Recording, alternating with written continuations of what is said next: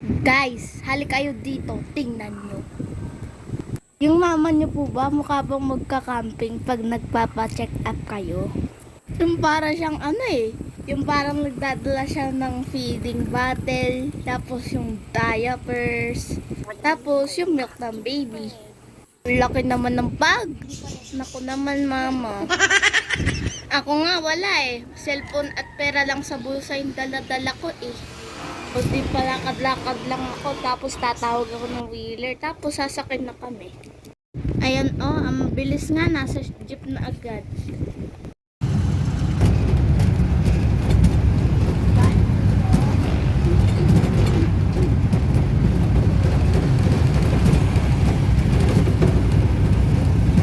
Abot na natin ang sukli. Tapos mamaya-maya nun. Para po. Hihihi. O bababa muna ako. Tapos bibisitahin ko si Doc. Mag-uusap muna kami. Magkakwento-kwento ganun.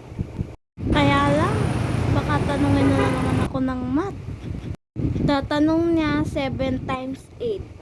Hala, pabayaan na lang natin. Pagkatapos tara punta tayo ng mall. Ayan dyan may picturan.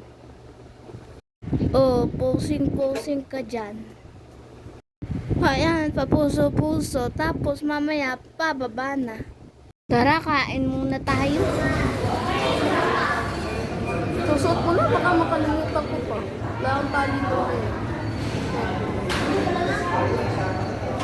Ma, thank you. Nice one!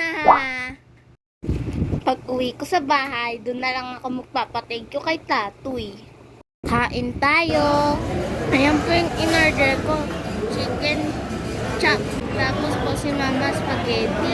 Hindi po nagustuhan ni Mama kasi yung famous bowl daw po ng pamilya. Kasi daw po may yung ayaw niya daw po yung potato.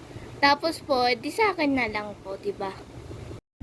Ayan, lakad-lakad lang, tapos uwi na tayo. Sakay po tayo ng jeep. Pumunta lang kami ng San Fernando para bumili ng aking gamot at ang aking banana. Ano kaya ginagawa ng tatay? Ano na?